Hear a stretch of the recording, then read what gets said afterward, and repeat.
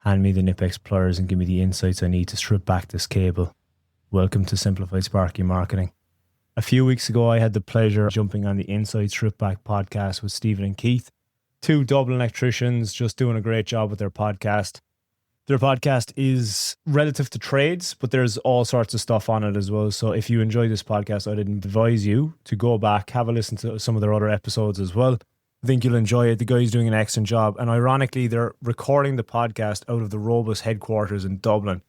And I never knew this, but Robus is an Irish brand. I knew it was used in Ireland, but I never knew it hails from Ireland. So Robus, I've promoted you. If you want to give me a few bob, my bank details are located in the show notes right next to the micro email series, which you can improve your marketing in 9 minutes. See what I did there?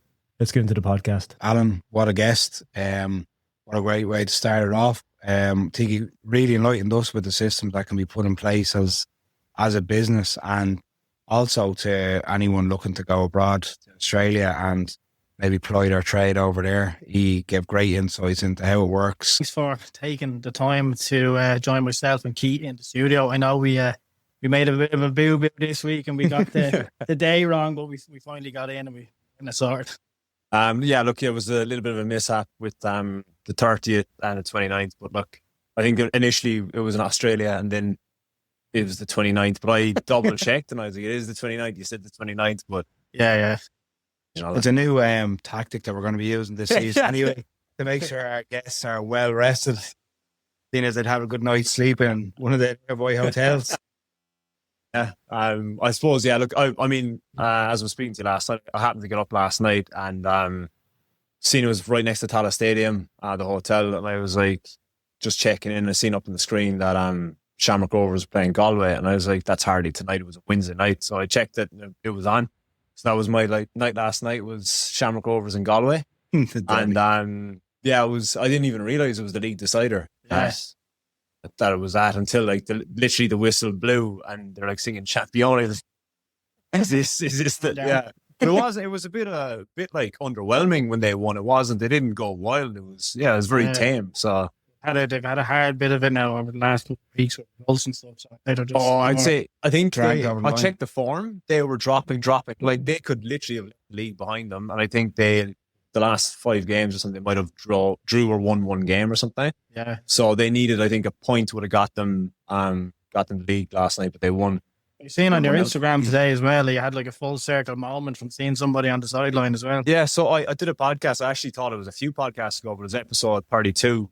To do a bit of digging today while I was in my downtime, and it was episode 32. I did a podcast. So back in the day, there's a thing called the Kennedy Cup, which it's just for I think it's under 13s is the age group for soccer.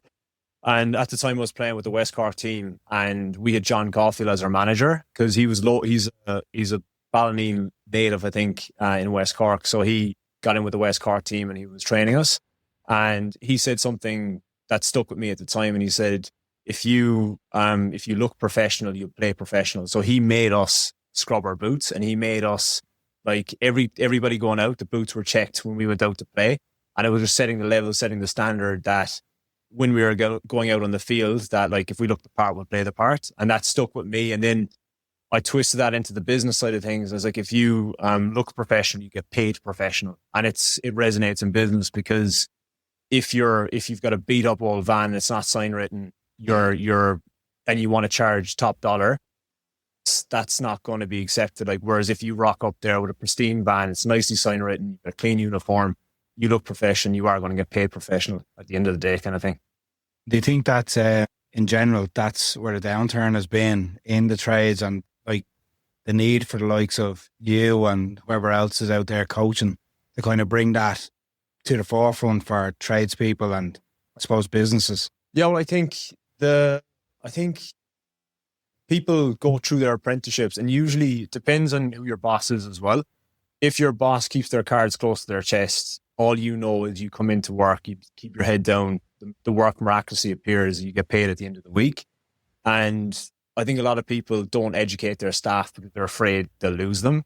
And it's like they're afraid that if they train them too much, that they'll leave and do their own thing. Yeah. But then there's that dilemma of like, what if you don't train them and they stick around? So it's like you have that shit in play. Yeah. But I think like that is, it's, people get their license, and particularly in Australia as well, is depending on the state you're in. Because I spoke with a guy from Western Australia, and he said that he has to go through a contractor's course to get his license. So they make you sit a 2-week business course, essentially, that you get educated, you know the ins and outs of business, and then you are able to start your own business. But in New South Wales, it's a case of once you've got your electrical license, you apply for a contractor's license. Bob's your uncle, jump in a van, away you go. And it's like, it ruins the industry as well, because if they don't, like, most people just go, I think my boss used to charge X amount, I'm just going to undercut that by a little bit and I'll be right. And it's like, when they don't realize that the cost of doing business, of their insurances, the vehicles, the registration, wear and tear, public liability, workers' comp, loss of tools, loss of damage of equipment, all this comes into play, and they don't realize that that needs to be covered in their hourly rate as well, which they're not even making up to break even. And as we spoke about before the podcast, praying that the tax man can pull a miracle from somewhere and that they don't have to pay a tax bill. So, but I think the ball has been dropped. The ball's been dropped a lot by employers and stuff by not educating their staff and just telling them like what it actually costs for them per hour when they're actually working for their business. Yeah. And it just, they need to, basically get that training. And that's what I'm seeing is guys that are coming working with me, they've got drive, they've got initiative, and they've listened to some of the podcasts and they've said, that's exactly where I want to be, or that's an issue that I can see coming with me in the future. And that's what I'm here to do, is kind of resolve their problems and like beat them to absolutely stuffing up and losing money. You think it's like, in terms of business owners, do you think it's like a secrecy thing where they don't want their employees to know too much about the background thing? Yeah. Like you said, if they become too educated in it, they'll know the ins and outs, and if they're good enough, they'll go out on their own. You think it's like a bit of the lack of transparency that's maybe causing that? I think it's a funny one, because I think, if you give them too much information, but the thing is, I know so many people in so many different businesses, mainly electrical, that are absolute weapons for their company. And I look at them and I'm like, why the hell don't they start their own thing? But what I see then is that particular person just likes to go into work, do their 7 to 3 or whatever, clock off, go home to his family and kids, and not have to worry about quotes, invoices, all the business stuff that go on in the background. And they just like going in, doing a day's work. But they're basically, a lot of people I know are like a second in command with that business, but they're really happy just coming in, doing their day's work and going home, presumably getting paid very well. What's a good way to keep them on board is actually give them skin in the game of like profit share or something like that, that the better they perform and the better they can get the team to perform, that will then like basically up the business as well. And it keeps them interested in the business, that they basically are like a silent director in the business as well. Yeah, cool. But yeah. You're just talking there, obviously, as well, like about like the difference between the likes of what's happening here in Ireland and what's happening in Australia. And on the radio today in Ireland, they're talking about initiatives in Ireland that the government want to start running now to try and entice Irish abroad, albeit in Canada or Australia, and try and get them back into Ireland and set up as companies, because there's going to be a massive influx here needed, obviously, with the housing crisis and stuff like that. What's the draw in Australia for contractors now setting up compared to what you might hear about lads coming from Ireland that might have been struggling maybe and wanting to set up here? So are you saying that, like, why would you come back? Or what would, so I think like what I've seen as well is my sister recently moved back probably 3 years ago now, and I've read so many forums. I've spoken to people that have moved back. They don't make it easy to move for people to move back from Australia. They do not make it easy. There's like, your insurance goes through the roof because you haven't been named under your parent or something like that for many years. You're just seen as somebody that's starting from scratch, and it's hard enough for somebody living here to get a mortgage, not to mind somebody that just moved back to get a mortgage as well. So I think they don't make it easy for people abroad to move back. If they did, I feel like they would get a fair few coming back, because what we see in Australia with a lot of our friends is the second kid syndrome of, they have the second child out in Australia, both parents are Irish, and they're like, we've got no support around us, we've got no network. That draws a lot of people back. And my sister came back with my niece, and that was the first, and they're after having the second now.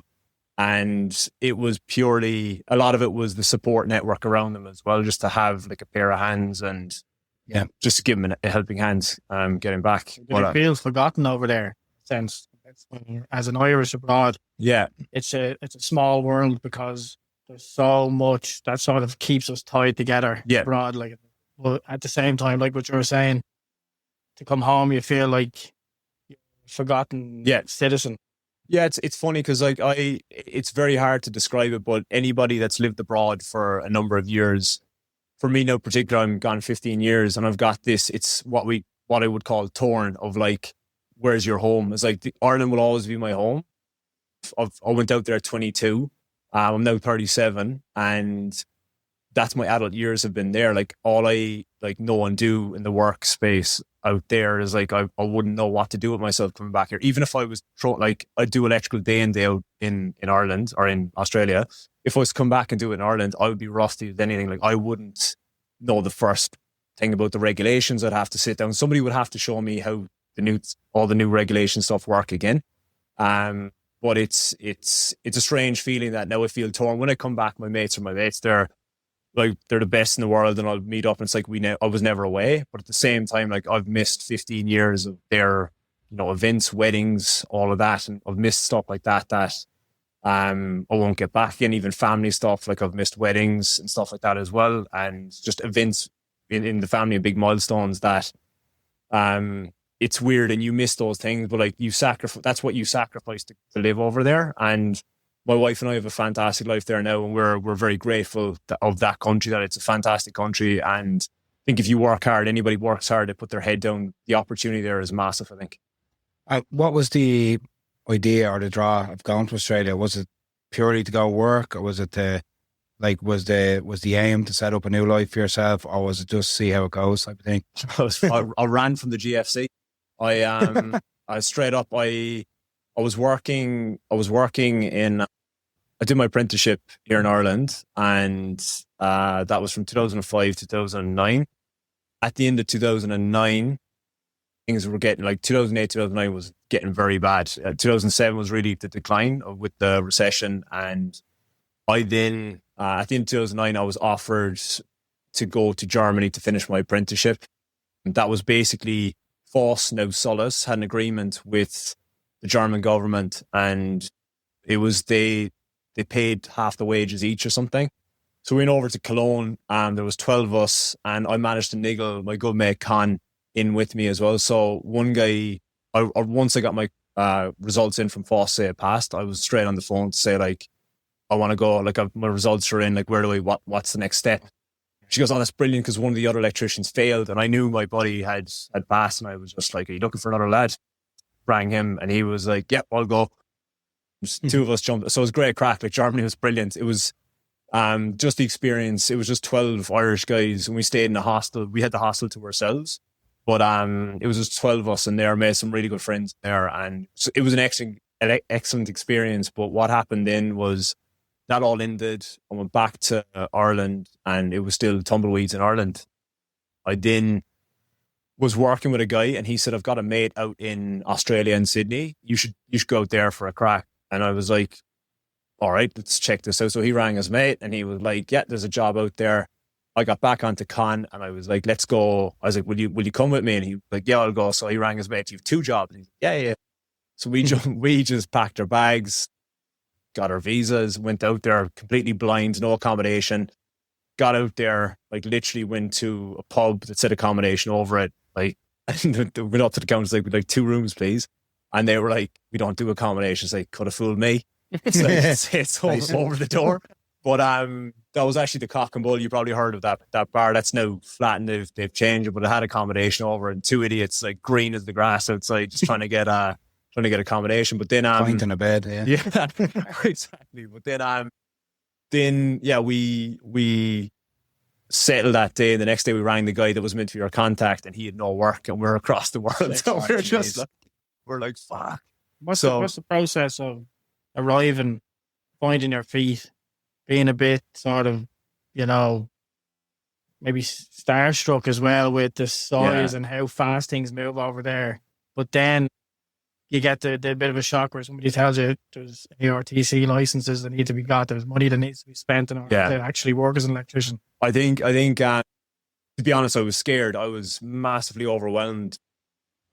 When we landed, I was like, fuck, have we done? Like, I was just like, we're across the world. We don't have any job. There was panic. Like me and Colin were just trying to find work and stuff. And like, we were looking at Seek and stuff, which is like to find a job or whatnot. We're looking at that, trying to get work. And like, nobody would look at us because we didn't have an electrical license and we're backpackers or whatever. So no one would look at us. And we just fell in with like a labor hire company. And like, I won't lie, the first year or two were shit in Australia. It was just overwhelmed. Like, it is like, do we have work next week? Like, what company we're going to work with next? How long is the work going to last with them? It's funny, my girlfriend at the time, my now wife, we were at a barbecue and one of our friends, like, I'm an electrician, so he's from local to her as well. So they all knew each other, like a clique of friends together. And I just went to a barbecue with them. He goes, we got chatting. He's like, what do you do? He's like, oh, electrician. And then he goes, I think our company's looking for guys. And I was like, oh, brilliant. So I'll get the details or whatever. To get my electrical license, I went to Adelaide. So I went out to South Australia to loophole it. So over 4 days, you can do an intensive course, which it wasn't too intense, to be honest. You do that for 4 days after you get your trade recognized. And when you get that, you can get your South Australian license, and then you mutually swap it over through mutual recognition. So I got my New South Wales license to work in Sydney through that. But when I was down there, I called that company and I said, hey, look, I got your number from this fella and I'm looking for work or whatever. And the guy goes, oh, brilliant. Can you start on Monday? And this is like Thursday or something like that. I was like, yeah, brilliant. I was like, yeah, see you Monday. And then I start on Monday and I won't say his name. He goes, where's that guy? And he goes, oh, we fired him. So basically I took his place. And that week then, I think it was the very first day I worked at that company. I'd played around with cars a lot when I was growing up, and I knew like the basics of car electrics. And I was working with a guy, he's a good mate of mine now, Swaney, and he was really stressed out with the van. So his van was, I think the brake lights were staying on and they wouldn't go off, and they had to bring the van to the garage to get serviced. He was in the middle of this job trying to get it finished, and I said to him, try the brake pedal. And he was like, what you mean? I was like, that's where the switch is, like that stay. That's where probably stick and stay on. He goes, what you mean? I was like, do you have W40? So he gave me W40, sprayed it on the accelerator or the brake. And then he's like, what the fuck do you do? And I was just like, I put W40 on it. It's gone off. He's like, yep. And he's like, oh, yeah. And then like that week I think it was like the next day I was asked would I like sponsorship. So they were like, let's tie this guy down. Then I ended up working with that company for 4 years, and it was a great company to work. Like, good crew, good guys, good laugh, and spent 4 years with them. But yeah, I've always wondered so say you get your license over there, and you're talking about different aspects of say Adelaide or Perth or wherever it is.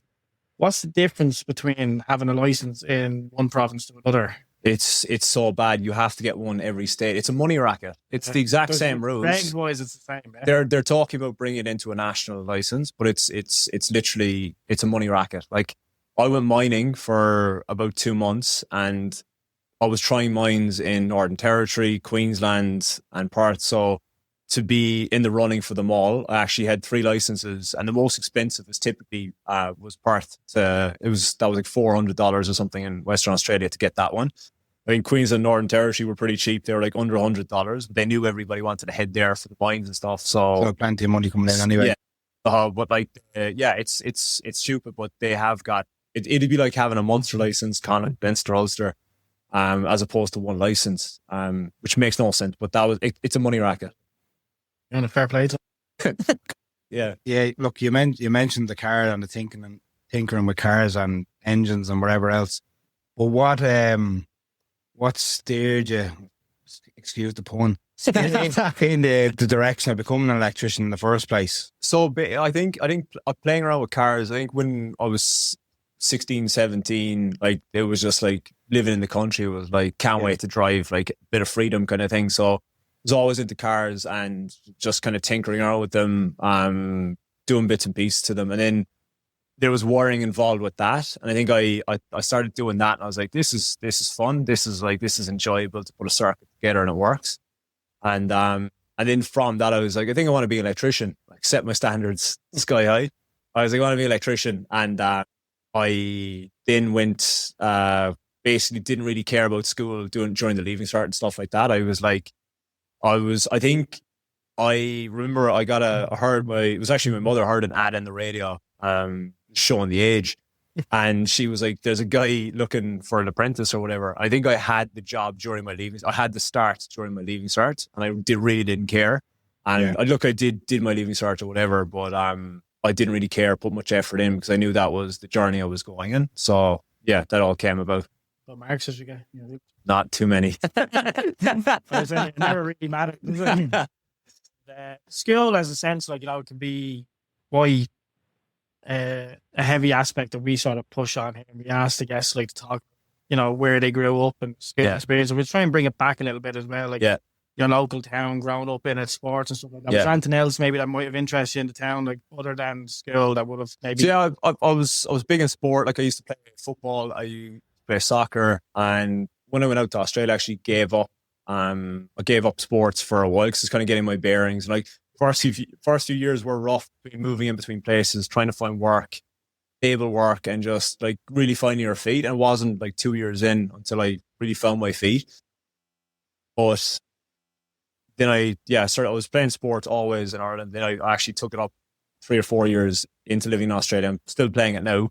But yeah, growing up, football and soccer was big with me as well. Loved playing that. But then I think everything just got put in the back burner when I went back to Australia. It can be a door opener as well, sports, but also just for mentally as well. So I think for anybody who finds school to be not their cup of tea, I think it's great to be able to have something else in their day to day or week to week, likes of sports, to keep it mentally sound, Yeah, because I think a lot of my friends now are good friends, or basically networked and met them through sports. And yeah, it's like a mafia as well in some places where you go. Because I know, I think New York and Boston are huge in the football scene, that if you play football, they'll find you a job and all that. It's very similar in Sydney as well. Football and hurling is huge.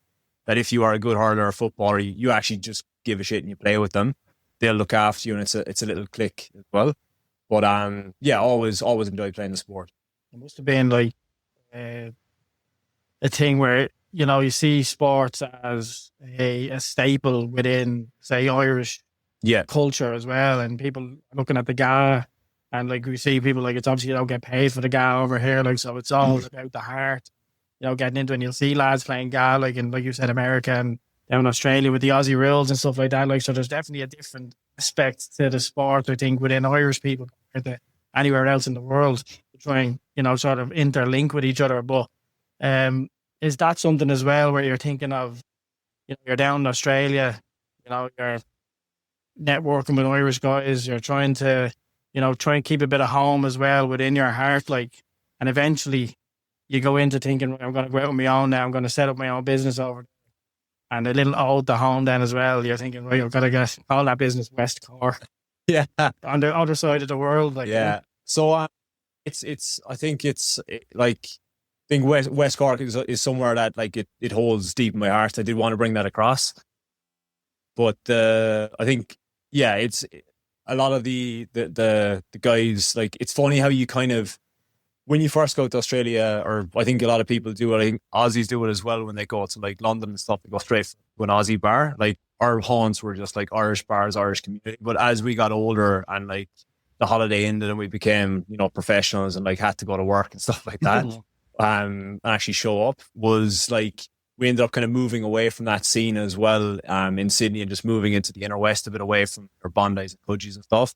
And I think it's sad because you get such good friends. You build up such good friends with the Irish, and then slowly they'll drop off one by one. They'll start heading home, or it's a very select few that will actually stick around. Particularly with kids.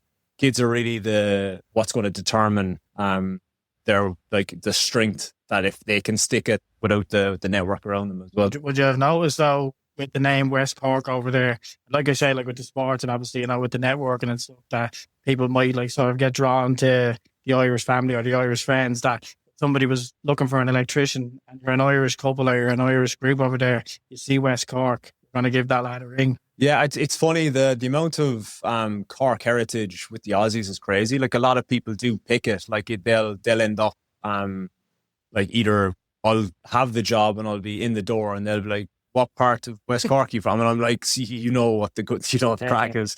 And or else, like I was sitting having coffee the other day and one guy was kind of staring at the band old Aussie guy and he walked along and he said to me, he goes, is the boss from West Cork? And I goes, "I am."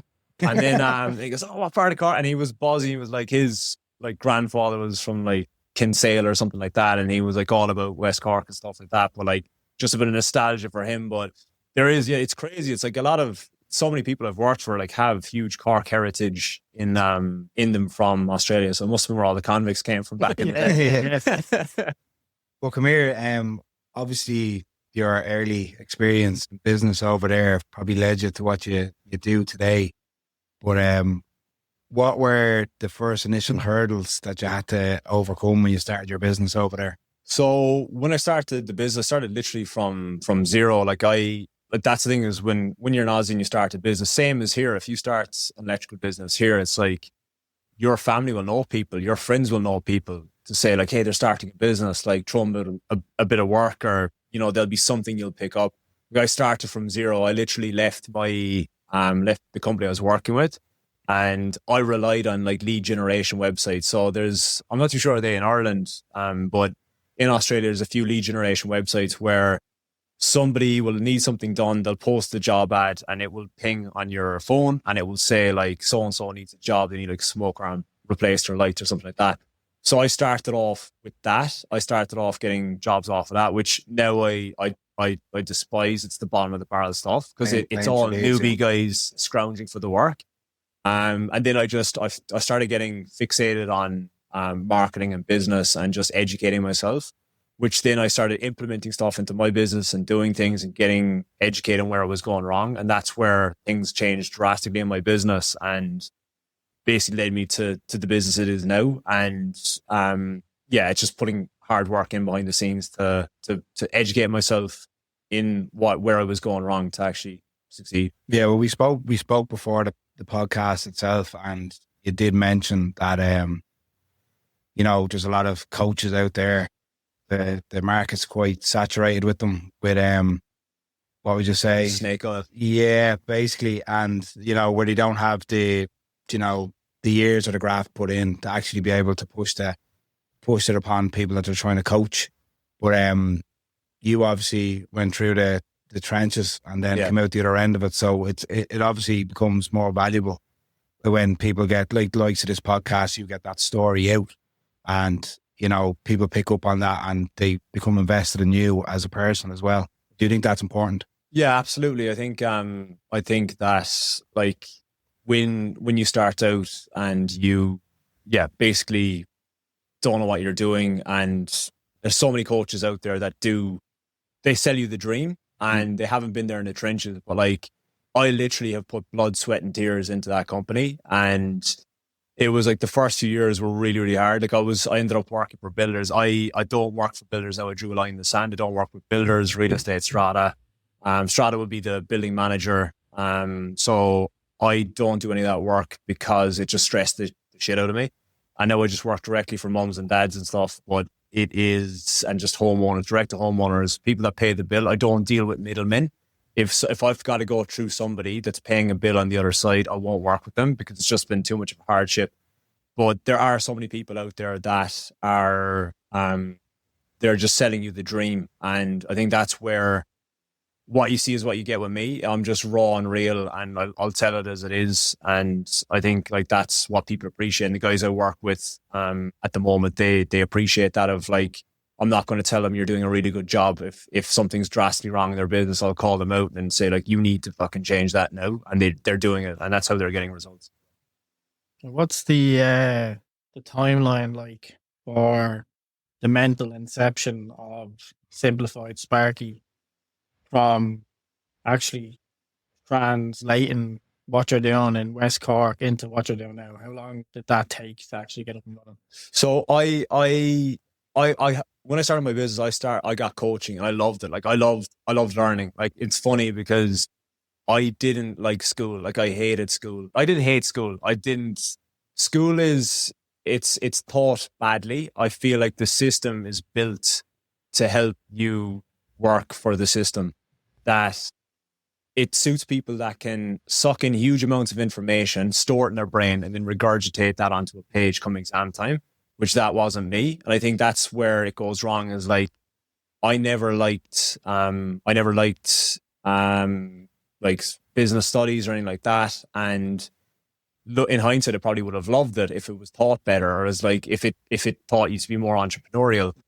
But I think that the school system is taught badly. But I ended up getting a lot of coaching along the way, and then I loved that, and I loved going out and then speaking to a mate that's a plumber, telling him an insight or telling him like something that I've learned, and then he would do it, implement it, and it would work in his business. And it gave me fulfillment, and I wanted to do what I'm doing now about 5 years ago, but I was too scared to take a leap. I was just a coward to be like, what would people think of me? Yeah. And right now I don't give a shit. Like what people think of me. And I think the older you get in life, nobody really cares about you anyway. They care about themselves. So it's like, just do what you want to do. And the last few years, I've had a lot of family scares in my own family with my mom and dad. So that's inspired me massively to just pull the trigger and start doing it, and have the flexibility that, like right now, if I do need to come back, I can just grab my laptop and a suitcase, and that's my office. But I think that it took me years to actually jump off the ledge and just be like, fuck it, I'm gonna do this. And I am so glad I did, because as I was saying to you earlier, for the podcast, I spoke to a client in New Zealand, a client in Western Australia, and a client in New South Wales. It's just, you can speak to anybody all over the world from the laptop, and it's just massively fulfilling for me to have actually taken the leap, implemented stuff that the coach that I work with, he's telling me what to do. Excellent guy. Only for him, I wouldn't be where I am now. And because of that, I now know how to guide my students underneath me as well. So it's awesome. Do you find your clients thrive, obviously having you there to become, I suppose, more accountable to themselves? Do you think you need someone, above you to be accountable to? I think, as I said as well for the podcast, that with my own podcast, I think a lot of people resonate with stuff I'm saying, or like, I'll give a situation where I've stuffed up in the past, or I've made a massive mistake, and they'll be like, I nearly did that only for listening to that podcast. And what's annoying is people are saying to me, you're giving too much away in the podcast. So I'm just like, I've got to hone it in a bit, because that's why some of the members have signed up, because they were like, fuck, you've given so much value in the podcast. What do you get on the inside? So that's look, it like The OnlyFans. yeah, exactly. Yeah, so that's the side hustle. But yeah, it's crazy that, like, I think you basically, somebody needs a shoulder to lean on, and just somebody to guide them along the journey, because there's an author out there, Donald Miller, and he's got a book called Building a Story Brand, and it speaks about, if you look at any movie, there's a hero and a guide, and always the guide will bring the hero along the whole story, and my job is to be the guide and they're to be the hero. And that's what I say to them, as well as, like, they need to be the guide and their client is the hero. So if you're installing something for your fans or lights or sockets or whatever, they need to make the client feel fantastic and guide them along the way as well. And that's kind of the whole principle. Do you remember your first client? Yeah, I do. I actually do. Yeah. And what was that? What was that first one like? So the first client for electrical. I presume you were your first client anyway. Yeah, just talk. But I suppose in terms of solving that problem for someone, yeah, the first person, like, was that a great feeling? Like, I remember for the Simplified Sparky. Yeah. So I told you that, and the fucker never even told me till today. I was on the call with him, and I just asked him how things were going and chatting away, and then he goes like, so I implemented what you said, and I've doubled my hourly rate. And he was like, and quotes are getting accepted. And I was like, fucking brilliant. I was like, why didn't you tell me this? He's like, I just didn't think I needed to. And I was like, this is what I was like, I fucking love this. So I was like, That's what we're building for. but no, so it's very, very fulfilling that like I've given this explanation to a lot of people of like, I'm 20 years at electrical now. And it's like, if I go into a room and I change one of these lights, these troffers or like a socket on the wall, it's like I charge somebody, they mightn't necessarily want to give me money. They just need to get it done. And it's not fulfilling. Whereas like if someone can pay me and I can tell them something and it can return their investment like 100 times, that's massively fulfilling for me. And it's value to them as well, that they're like, that was money well spent. That's an investment, not an expense. Whereas like these can be seen as expenses, and I don't get a kick out of doing electrical. I get like a thrill. Like I'm not a big gambler. I wouldn't even bet. I probably might bet like $50 every 6 months or something like that. But like I compare getting results with a client to winning a bet, where like that dopamine hit of like, I told him to do this, he did it, and now he's like doubled his hourly rate or whatever. That gives me an ultimate kick. Without giving obviously too much away, could you, in layman's terms, go through the framework of the before, during, and after that you spoke about before? So how it all operates is, what I focus massively on is the client journey. So what is lost is like, marketing is so many moving parts. It's like the before phase when a client doesn't even know you. So that's where I work on their niche, what kind of work they want to do, the target market, who's that person that's you're going to be paying the money that's in that niche. And then the messaging single-handedly is one of the most important things in marketing to attract your ideal client. Because if you've got the wrong message to the right client, it's not going to work. Or if you have the right message to the wrong client, it's also not going to work. So your message needs to hit home. I actually had a session the other day with the guys, and I gave an example of shampoo. You walk into a shop, and if like say somebody's got really frizzy hair, and they go to an aisle and there's a bottle on the left and it just says shampoo, and the bottle on the right, left, right, is going to say frizzy hair shampoo. What one is she going to pick? Like that is how powerful messaging is, because if you just say electrician, what do you do? And that's why messaging is so powerful.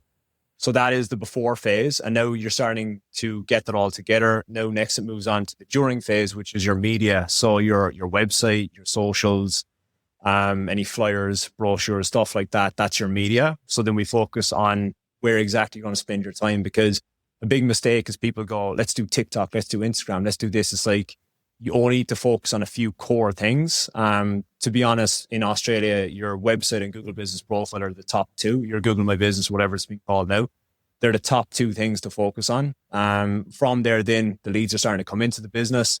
So then I work on the lead handling system. So as I spoke earlier, ServiceMate is my go-to for the job management. And that is then the client comes in, how's it handled in the system? Are you handling it correctly? Have you got your automation set up? Have you got your follow-up set up? Everything that you need to quote, then it moves into the lead conversion stage, where we focus on converting that lead and getting the money in. So that's all the necessary credibility you need to attach to the quote, how you deliver everything as well. So what I pull a lot of guys up on is they'll sign up to a platform like Xero or even ServiceMate, and they won't alter the generic template. It will just say like, dear madam, sir, here's your quote attached. I'm like, that bit alone is massive, that if you alter that to tailor your ideal client, it just makes you stand out as a point of difference, and the authority and stuff as well that you have to attach to that. Even down to how to price and quote, I cover that as well. So I think you had a post on this actually recently on your Instagram, that hourly rate versus fixed pricing. Like I only do fixed pricing. Never ever give an hourly rate away. So I purely work on fixed pricing. And that kind of covers the during stage. We move into the after, where you've got the job, is delivering a world-class experience. And that is how you wow the clients, that they want you back for more work, how you even right down to where you park your vehicle. Of like, one of the stickler things is don't park in their driveway. Their driveway, their home is as they say in Australia, your home is their castle. It's a cliche, cheesy saying. But I will always ask to park in their driveway, because they might need to get out, or they might be like, geez, that was rude, he parked in my driveway. So it's a psychological thing that's massive, of not to park in their driveway. So it goes through that of how to deliver world-class experience. Then it's turbocharged profits, which is on-site sales and also just other areas to make more profit for your business. And then finally, where everybody drops the ball is client retention. So with that part, it focuses in on email marketing, SMS marketing, basic client retention. And it isn't like an email every week or whatever. Nobody wants to hear from their electrician every week. It's just a certain trigger every 8, it could be 7, 8, 9 weeks. You're just purely rocking up at their door saying, hey, just giving you a bit of value, not selling and moving on again. And that employee never takes a sick day. It's always working. Like you just set and forget. And every few weeks, they'll get triggered an email with a value bomb. And all you want is to rock up at their door to say like, hey, remember me? And then go on your business again. Because what you're hoping is they go out for dinner with their friend that weekend or 2 weeks later and they go, I need electrical done. And you're top of mind straight away that they're like, you need to get this electrician. They're really good. They always give me information. They do a great job in our house. And then that's basically the whole system. So it's about there's a lot of moving parts, but it's a full flywheel. And why it's a flywheel is the client retention basically puts them back into the system. So it goes around again. That's where everybody drops the ball, is they don't plug in the marketing nurture system at the end. I need to go. I'll just say I'm going to send you emails. I'm sweating here. Because so if you don't stay in front of your clients, the next guy, or they'll however they found you. I know here, like particularly rural with me, it's a lot of word of mouth. So I've got 2 very successful mates that are plumbers, and they don't have a website or anything. They just roll off word of mouth. They don't need a website. But like cities and stuff, you move to cities, you move to Sydney, you move to London, you better be in front of your clients, because they're just going to go, I found that last guy through Google. So they'll go back onto Google, electrician, suburb, whatever. Convenient. Next guy comes in and you've just lost that client. That could have been hundreds of thousands. Yeah, no matter Product how placement, isn't it? Like you as the contractor is the product. no Yeah. matter how good Put you yourself out there. think you are, like, you know what I mean? There is always going to be someone that's better Some than crafty bastard you. like that. Some, nipping at your some heels. wizard. One of my clients. Yeah. But there's has AI been a game changer for you? I love it. Yeah. I'm going to do a live session. I'm buzzing with excitement. So I'm doing a live session with my members next week, because there was stuff I found out last week that I didn't even know it could do. And I was just like, fuck. I geek out fully on all that. Like I think that's why I love it. It's like I nerd out on the back end of business. Like I love all the moving parts, the automation, the softwares, like plugging them all together. And then AI down top of it is just like pouring petrol on a fire. So I'm not too sure. Are you aware what like ServiceMate is huge in Australia? I think predominantly in the UK as well, is quite big. They've just released a feature that's AI phone answering. So one of the biggest things is people being time poor, or they're up in a roof or under a floor or something like that, and the phone is ringing. They're just like, I can't get to it. Or they'll just be like, and they're just launching it.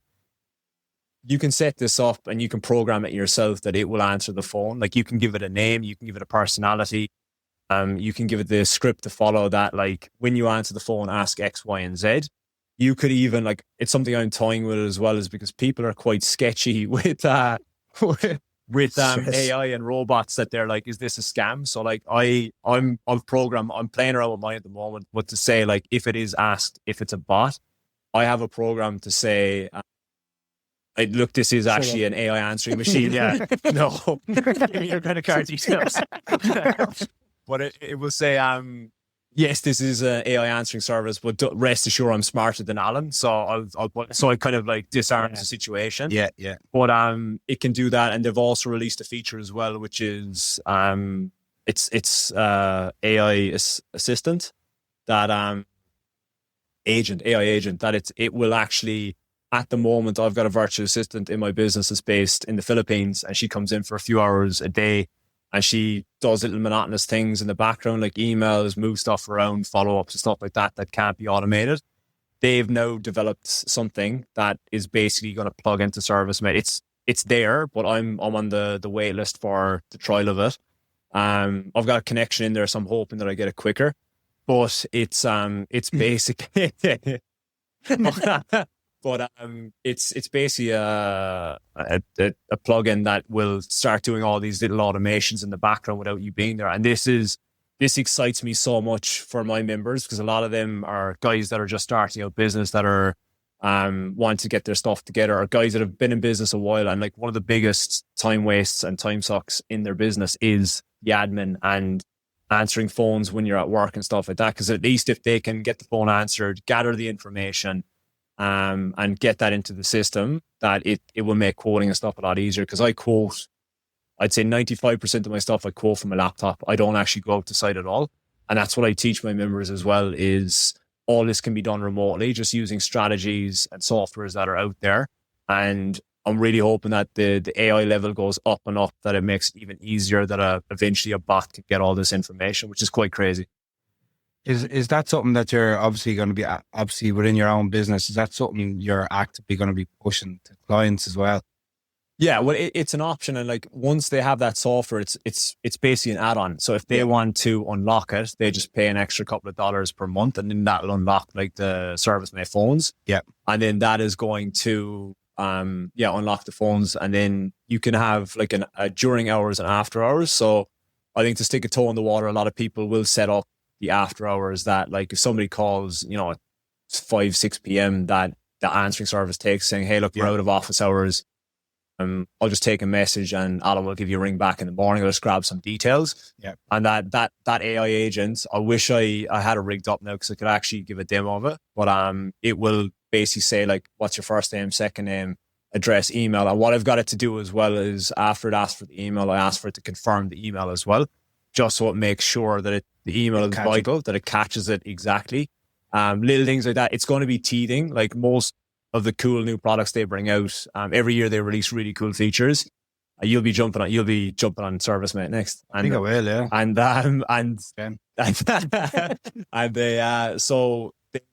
they're always released up, but there's teething. Like it'll take about 6 months to a year to actually come to fruition with that as well. But I'm always excited with AI and tech and stuff that will make essentially our businesses a lot easier to run. And just like, it's like a little staff member. Easier as well, isn't it? Yeah, absolutely. Takes a lot of stress away. Yeah. Obviously, myself and Keith do the podcast. We have white guests in, and obviously, share our sort of day to days and little tips and tricks where we can. But what was the goal for yourself to get in front of the mic? So with starting Simplified Sparky, my goal is to eventually sell my electrical business. And I think something really cool that I'm planning on doing is, like, I'm seeing now with Simplified Sparky is taking such traction that what seemed a dream is coming to reality sooner and sooner. So what I'm probably going to do, this is the first time I'm saying this to anyone, is because I'm going to be selling my business, is like I'm going to start documenting that journey and putting it on Instagram or YouTube or whatnot. The double-edged sword with that is the followers and stuff who are following the journey will be the buyers at the end of it. So they'll see what it basically takes to systemize the business from start to finish. And like the funny thing is, like I've spoken to some mates in the past, and they're like, "Oh, it's a one-man band business. It's not worth anything." It's like the leads are flowing in. It's like all you have to do is plug it into another business. And I've got a guy over there at the moment. That's how I operate over here. Is they either go into a wait list and they wait for me, or else they will ask them if they want a referral. If they want a referral, they get sent to my good mate Matthew. He looks after them then, and we've got an agreement cash wise and stuff like that. He plugs right into this business. Like this business is the exact same as his. So once the lead gets diverted to him, he just does his thing, and very similar to how I operate the business, because I did mentor him for a little while as well. And it's very unplug and plug in, like, to another business. So I want to have it in such a way that it's like the I's are dotted and the T's are crossed, that it's very easy to sell. All the data analytics are there. Because as I said, I geek out massively in this. So all of my call logs, everything, I use software for that. Everything over the last few years is logged. All the leads that have come into the business are logged. So if someone was to ask stats or analytics, it will all be there in a spreadsheet of like how many leads came in that month, how many calls came in, how many were repeat clients, how many were new clients. So that's how I want to have the business. Like, it's all there, but it's just to make it a little bit better, that it's very appealing to buy. And it's like, as this project progresses, it's just going to make that more of an investment, that the value is obviously going to go up and up and up. So that's the end goal of me. But that's obviously an investment for, that moment in time, but also going into the future of that business. And then with kind of an eye on an exit strategy. Yeah. Do you think if people don't have that in place, they're just, whether they, like, I'm speaking in my own terms here, like if you're not handing it to a son or a family member, do you think the business kind of just dies with you then? That's where you're setting yourself Funny you up. say, I had a call with my members yesterday, and the call was on time management, and we dabbled back into systems, and I am part of an organization in Australia that's it's basically an organization for electricians, and we meet once a month and just have a few beers and a pizza or feed. When I joined that like 9 years ago, there was 2 old schoolers in there that were like the back end of their business, or the back end of their careers, and they just wanted to retire and get rid of their business. And they basically just rocked a normal business. They just like paper diaries, stuff like that. They had some bit of tech in there, but it wasn't well oiled. And one guy's trying to sell his business right now for peanuts, but you're buying a dead horse. You're just like, what are you actually buying? Like, he left it die as he got kind of older, and it's just kind of like, I don't really care about my business. Like, who wants to buy that and pick it up? Is just, I don't want to cut across you, but is that where the business strategy, as you talked about earlier, where you're working for, say, contractors and builders that are like so heavily invested in you, but you're talking about homeowners, private homeowners. Yeah. You think like that's why you swayed to that rather than having the contracts? I think that's what makes my business, in my opinion, more valuable, is like, I don't rely on builders. I don't rely Your on household name. Yeah. It's literally reputation for a house. And it's like, Alan doesn't necessarily have to go to the job. Like, Yeah. I've rocked up to some jobs and like, oh, it's actually you doing the work. I'm like, yeah. So it's just like, if you're buying a business that's connected to like a council or a builder or something like that, you're banking on goodwill that if somebody does buy that business, that they are going to give you the work once you sign over and you now own that business. You were really hoping on a lot of goodwill that they're going to, that you could pay a couple of $100,000 for a business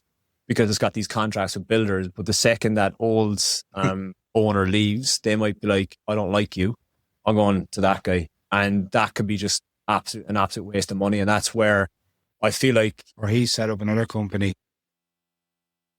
to make it 100 contract. It's a funny one, but I think like that's what I was instilling with the guys yesterday. Is like, even if you don't want to sell, or right now you're saying you don't want to sell, circumstances change, situations change. Maybe you'll just want an absolute career change in 10 years' time. It's like, always build that business that it is there to sell. Want to build in such a way that it's structured nicely. It's got the systems in the back end, the templates that you need to send with emails and stuff like that. Everything is there and it's easy to follow, that if somebody does need to understand the business, you can just get plugged right into it. So I'm huge on that as well, of like, you build it to sell even if you don't want it, because there will come a time, like it might be when you're 65 or something like that, you want to get rid of it. At least it will be worth a lot more money than just like, as you said, it will just get wound down. It'll essentially just get wound down. Yeah. And it will die, or someone else will take over, take your contacts, and your name and your pride is just squished. Yeah. That you've worked for all these years. Apart from the social media aspect of it, how are people finding you and the business? Predominantly the podcast has been huge. So the podcast and Instagram are the top 2. YouTube is coming. There's one video on YouTube at the moment, but that is on the list. But this is where discipline comes into play, and I think this is relevant to Sparkies as well. Is when I started working with my coach, he was like, focus on one and master that the next. And I think I've finally got a grasp of Instagram. I get how it works, get the bearings of it and stuff like that, because only less than a year ago, I was just finding my feet with it, just trialing, testing the water. And I figured a lot of stuff out in the meantime. But I'm focusing predominantly a podcast 100%. That's where I started, and the Instagram then to promote as well. But there's a lot of untapped resources there, because I haven't even hit Instagram or TikTok and YouTube yet, which I feel will be massive. So that's in the pipeline as well. LinkedIn a big thing in Australia. It is, but like it wouldn't be for me. I could try it, but it's like, it's more so just like professional. It's wanky. I don't like it.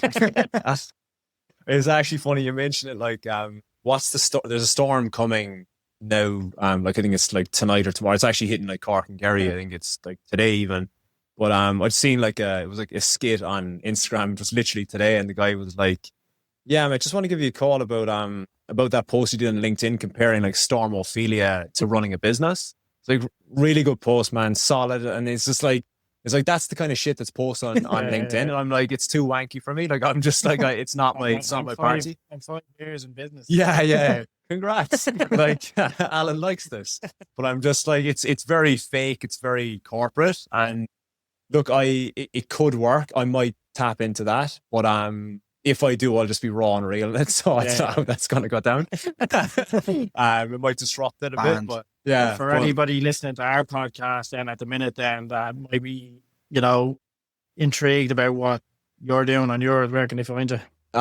Basically, if you head over to Instagram, my name, Alan Collins, just type that in. It's probably the best place to get me. Other than that, simplifiedsparky.com.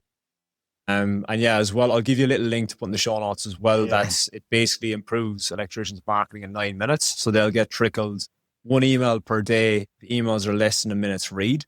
And it's an eye opener to ways that they can run their business, and it's completely free. And they will, once they sign up, they'll get an email from me. So if they want to reply to that as well, they hit me up with anything. That's a good way to get me as well. Well, it's been a privilege learning all the things that I'm doing wrong in my business. Gotta get Get you signed up, lads. we've got to get the hardest question out of the way for this season. Yeah, so we're starting a new Spotify playlist. You're going to be the first song on it. I think I'm going to go with Bruce Springsteen, Dancing in the Dark, because Dancing in the Dark implies that the power's gone out. And then there's will be by the time back down to call. And there's a line in it that says, "Can't start a fire without a spark." So that's turning the power back on with a sparky. So I'll go with Dancing in the Dark, Bruce Springsteen. That's what most business owners are doing at the start as well. In the dark. Thanks so much for having me on. Honestly, it's humbling, and it's weird to think that a few months ago I wasn't doing any of this. Like literally less than a year ago, I wasn't doing any of this, and to end up in my home country on this podcast associated with trades, it's actually overwhelmingly, it's been fantastic. We're delighted to have you. Thanks, lads. Cheers.